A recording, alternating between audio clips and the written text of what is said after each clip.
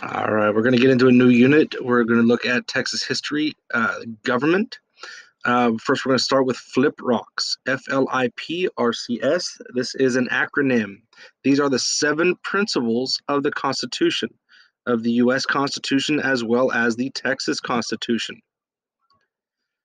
Fliprcs, what does it stand for? The F stands for federalism, the L stands for limited government, I stands for individual rights, P stands for popular sovereignty, R is republicanism, C checks and balances, and S is the separation of powers. Let me move this here out of the way.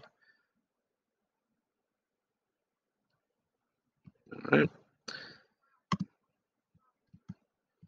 All right. Federalism. Okay, this is where the powers are divided. Okay, if you look there at the Venn diagram, it does show that the national government has some powers and the state government has their own powers as well. There are some powers that are shared. They create laws together on some items. Limited government. Okay, this is limiting the government on what they can do. The people are not, the people that we elect into the government are not above the law. They still must follow the Constitution.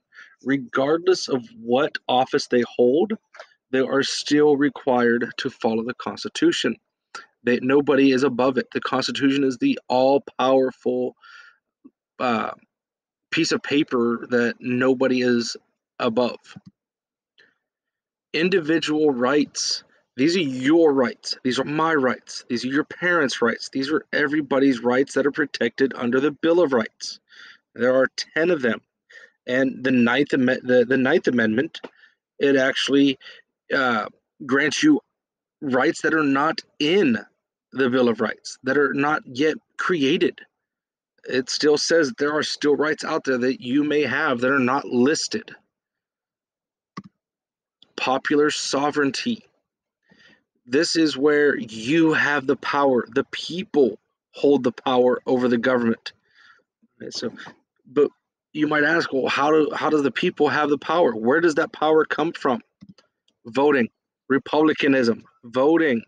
Okay, this is a democracy where we vote in order to create our government. These are our elected officials, from the president to your Congress members, to the governor of Texas, the mayor of San Antonio.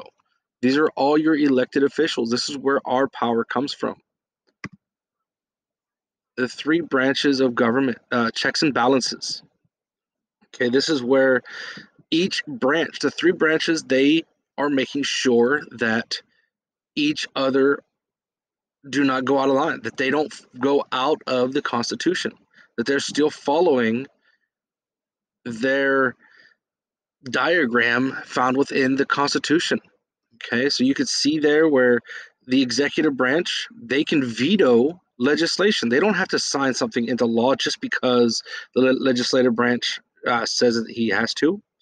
Okay, likewise, the legislative branch can vote to impeach the president. Okay, the judicial branch, okay, they can declare laws unconstitutional. If the legislative branch, they create a law, they don't have to say it. It could say that, hey, sorry, this goes against the Constitution.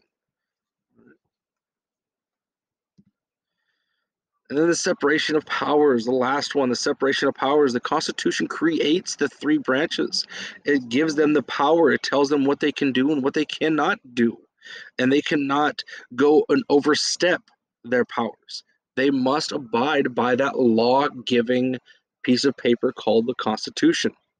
And the legislative branch, that is our Senate, that's the Congress and the House of Representatives. The executive branch, that's going to be your president, the president's cabinet, the vice president. The judicial branch is the court system. All right, that is Fliprcs. Please let me know if you have any questions. Rewind the video, watch it over again, so you can get your answers to today's assignment. Have a great day, guys.